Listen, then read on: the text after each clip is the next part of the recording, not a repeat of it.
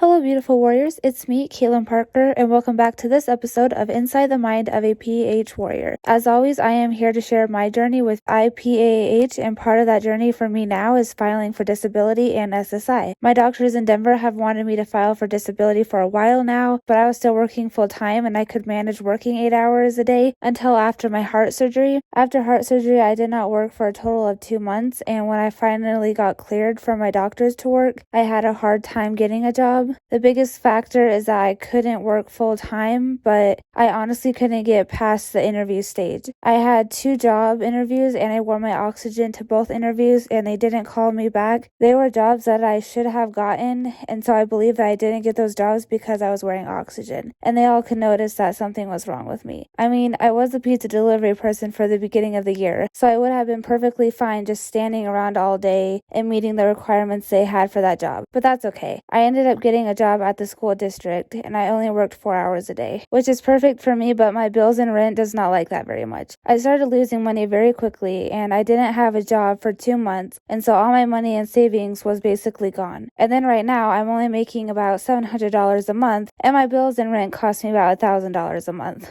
In the beginning of September, I decided that I wanted to at least apply for disability, so I tried filling out the online form, but my anxiety was getting really bad as I was filling it out, and I was getting so overwhelmed, so I knew that I needed help filling out the form. I called the Social Security office for about a week straight, and I kept getting sent to voicemail, and I could never get somebody on the phone. Finally, I got a call back from them, but it was during the hours I was working, so I didn't answer the call. And then they would leave a voicemail saying to call them back, but when I did, I got sent to an answering machine, and again, could never get somebody on the phone. After about another week of playing that cat and mouse game with them, they called me a little later in the day, and I wasn't working, so I was able to answer the phone and finally spoke to somebody. I set an appointment with them for September 9th to get help with my disability. On September 9th, I went to the Social Security office here in Casper, Wyoming, and when I walked into the building, their doors were locked, but they had an employee standing in front of the doors. I walked up to him and he had asked how he could help. I said that I had an appointment with Brian at 3:30, and then he kind of gave me this puzzling look and said, "We don't have an appointment scheduled for today." I then said I talked to them a while ago and set an appointment with him, so I don't know what happened. And then he said, "Okay, I will go up there and talk to him and figure out what's going on, so just take a seat." I sat there, and about 5 minutes later, he came back down and said, "Okay, so I figured something out. It looks like he had you scheduled for an on-the-phone appointment and not an in-person appointment." So I said, "Okay." And then he said, "But keep sitting here, and he's going to call you in a few minutes and get things sorted out." So I sat there again, and shortly later, he did call me and said sorry for the mix-up, and he had asked me if I wanted to drive home, and then he could call me when I got home, and we could go over the forms. And I told him that I would just like to go out to my car, and I'll sit there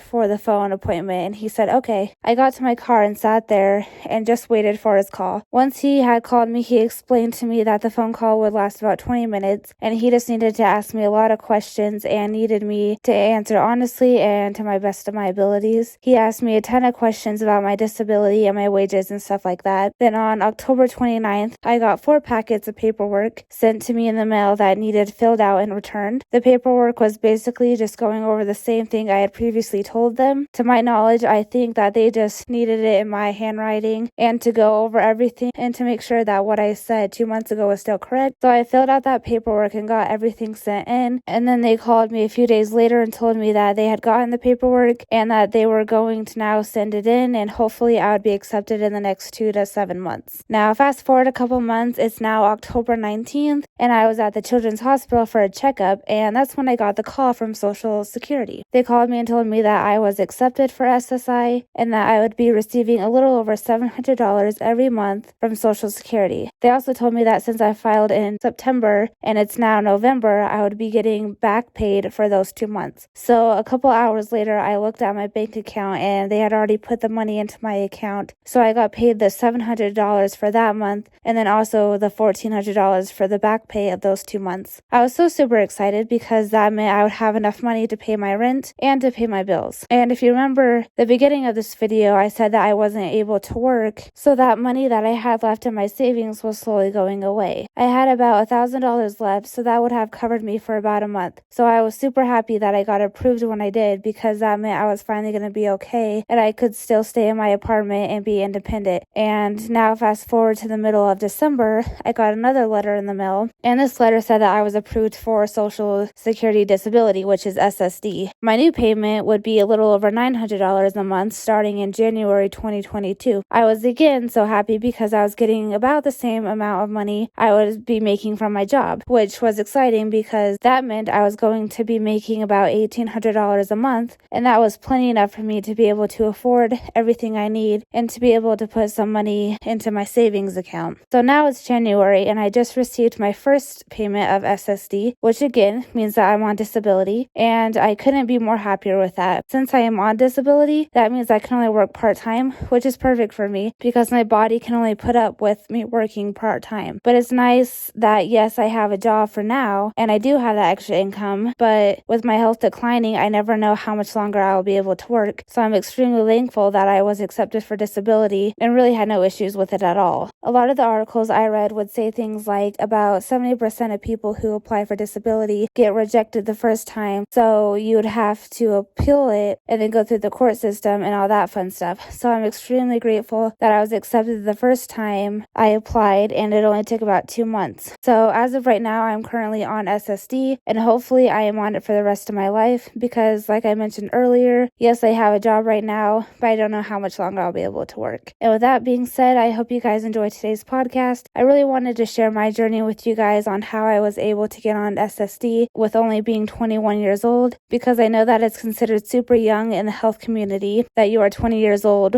and being on disability. But if you guys have any questions about this, please comment below. I always like to share my stories with you guys to help out all the other chronic illness warriors out there. With that being said, this PAH warrior is signing off. Bye guys. Peace.